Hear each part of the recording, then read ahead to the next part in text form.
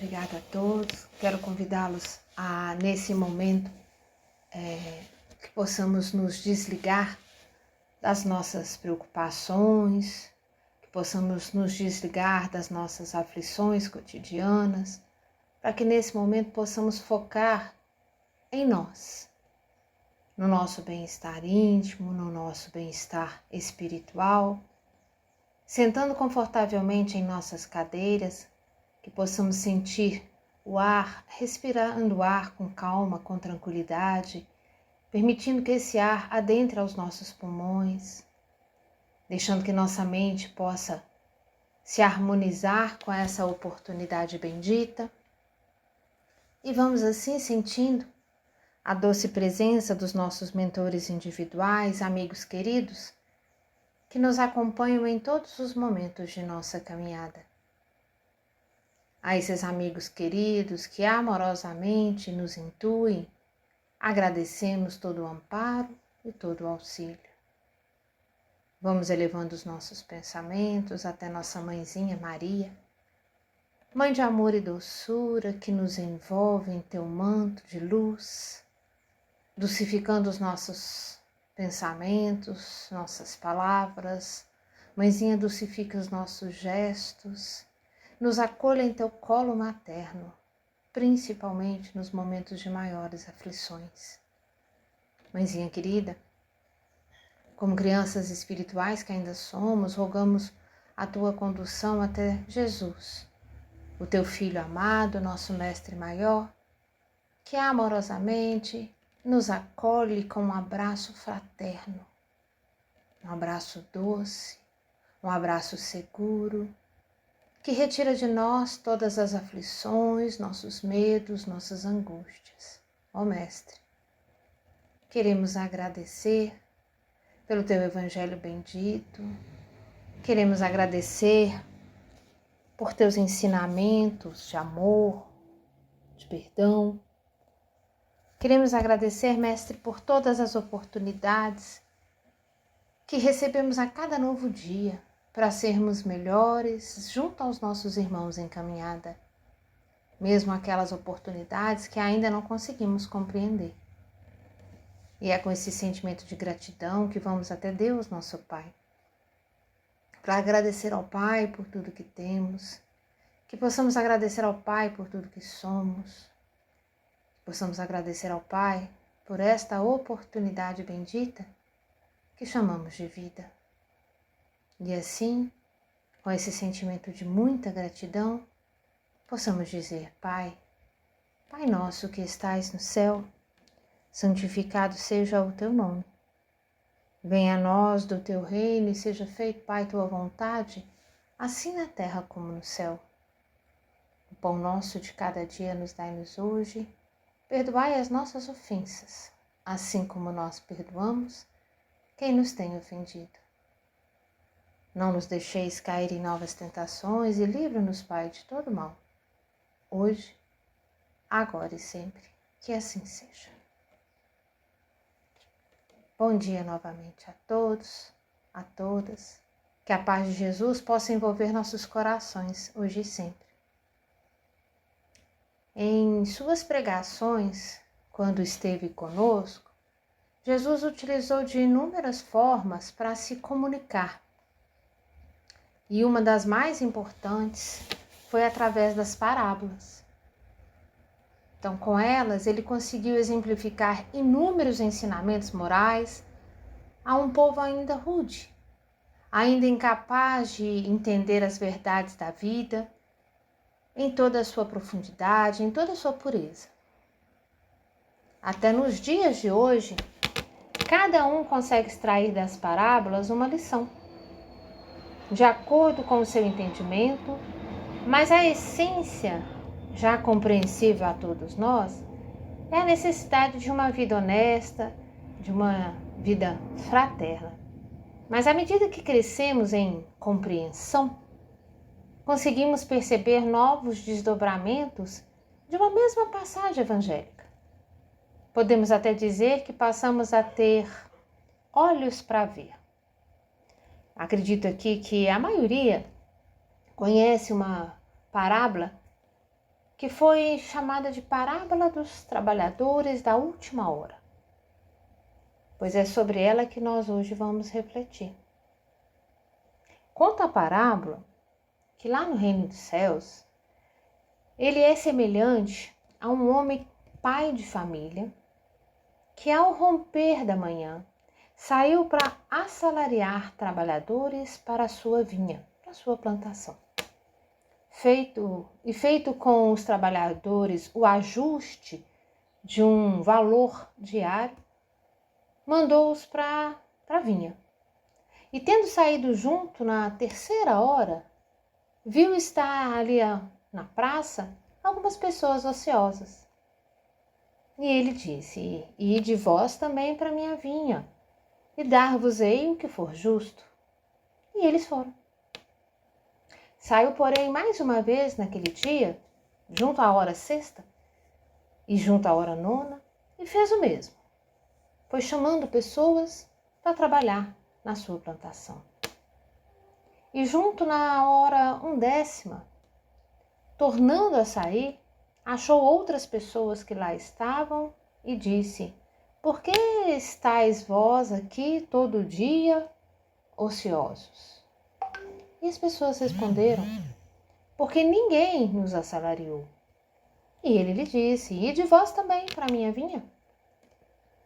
Porém, lá no fim da tarde, o senhor da vinha disse ao seu mordomo: chama os trabalhadores e pague a diária, o salário daquele dia, começando pelos últimos e acabando por aqueles, os primeiros.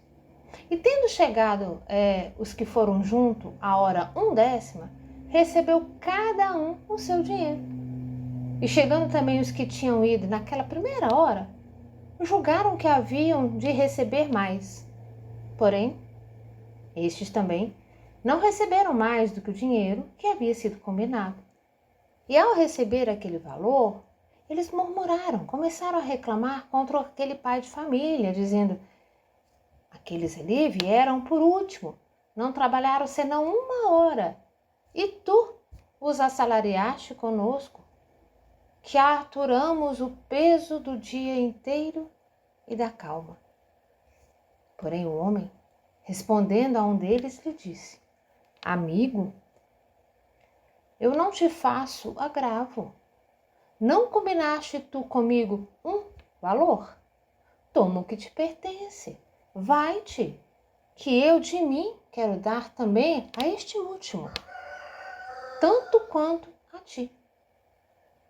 Visto isso, não me é lícito fazer o que eu quero?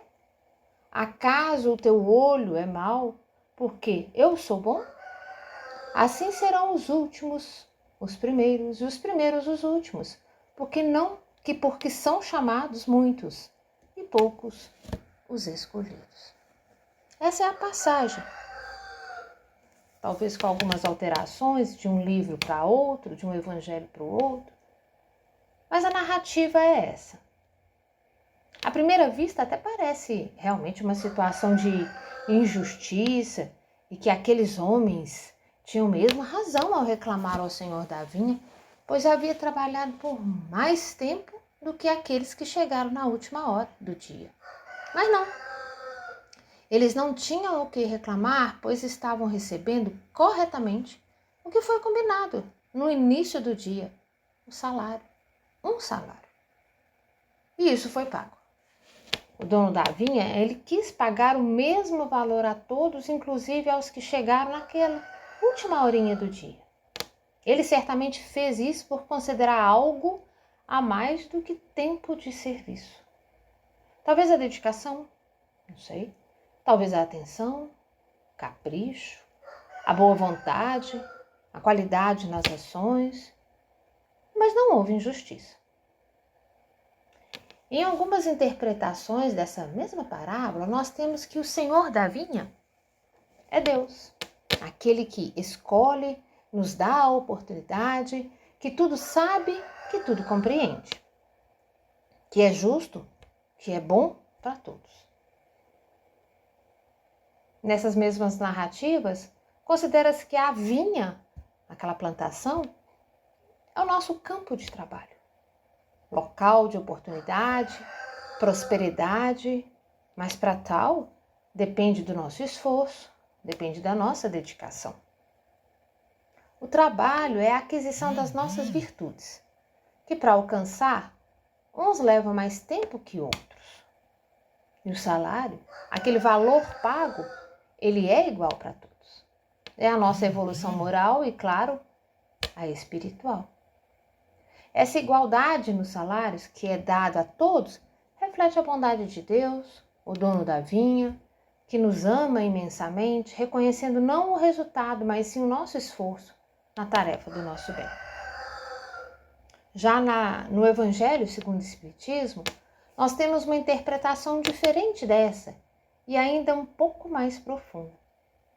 Diz lá que somos nós os trabalhadores da última hora, pois já sabemos o que deve ser feito e o fazemos com sabedoria. Muitos outros vieram preparar o terreno e a nós é confiada a grande missão de transformação do solo. Mas será que ainda não nos comportamos como aqueles trabalhadores que reclamaram do Senhor da vinha, exigindo mais, comparando as tarefas em relação ao nosso tempo e não à qualidade?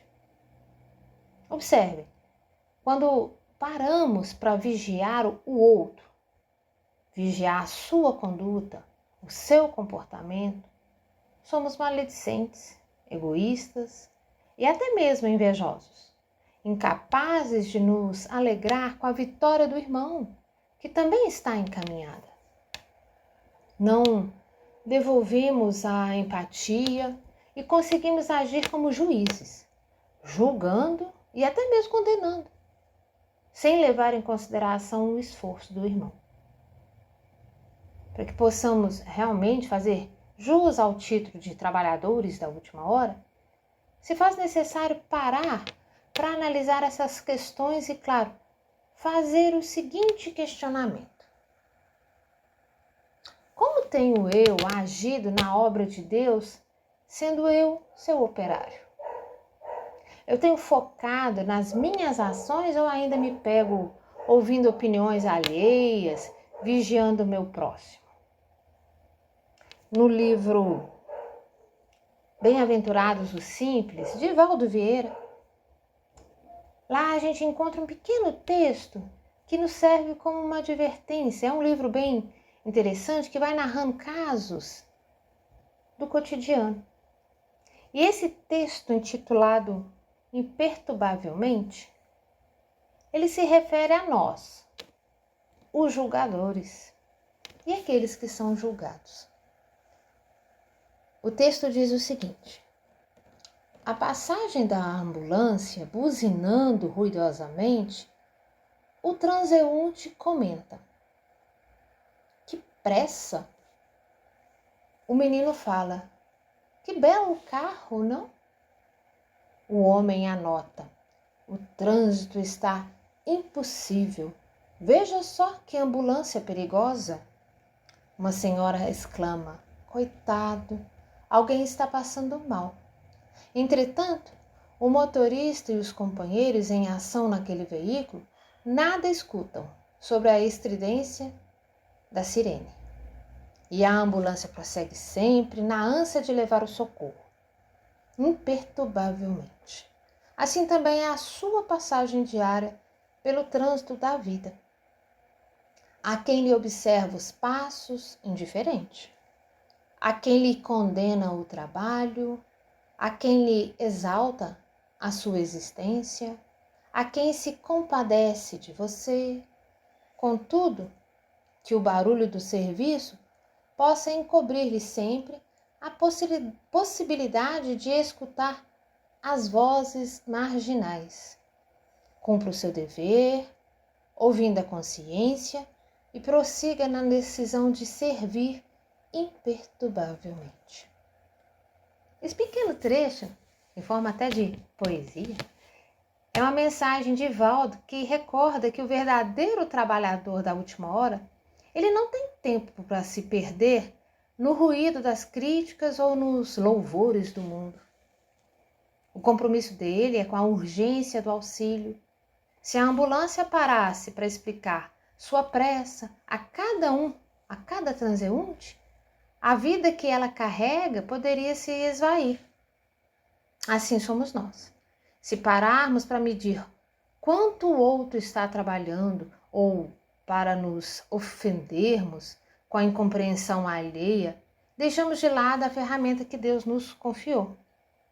Ser um trabalhador de última hora não é um privilégio de tempo, mas um título de muita responsabilidade. O Espiritismo ele nos ensina que essa última hora se refere ao período da nossa transição, a transição que estamos todos vivendo. O convite foi feito a todos, mas aqueles os escolhidos são justamente aqueles que, mesmo chegando tardiamente ao conhecimento da verdade, dedicam-se com um fervor que compensa o tempo perdido. Eles não trabalham pelo salário do reconhecimento, mas pela alegria de ver a vinha florescer. O Senhor da vinha, em sua infinita misericórdia, não olha para o relógio de ponto, mas para o fenômeno chamado amor. Ele sabe que muitos de nós passamos horas ociosos na praça. Não por preguiça, mas porque ainda não havíamos encontrado o sentido da vida, ou porque ninguém nos havia assalariado com a sua esperança. Por isso, quando o chamado bate à nossa porta, bate à porta do nosso coração, a resposta deve ser total e sem as murmurações daqueles que ainda não se prendem à letra da lei e esquecem o espírito da justiça. Portanto, que possamos sair dessa reflexão com compromisso renovado. Que o sucesso do nosso irmão seja motivo da nossa alegria, pois cada trabalhador a mais na vinha é menos peso para todos e mais frutos para a nossa humanidade. Lembremos-nos sempre que a hora é agora. O sol já se inclina no horizonte, mas ainda há muito para fazer.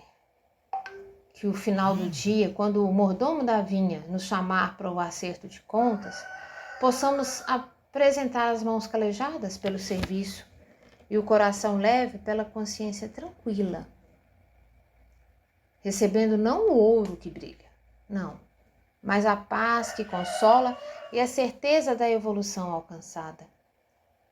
Trabalhemos nós por amor, por disciplina e, acima de tudo, imperturbavelmente, na construção desse reino de Deus que começa primeiro dentro de cada um de nós. Que muita paz e muita luz para todos.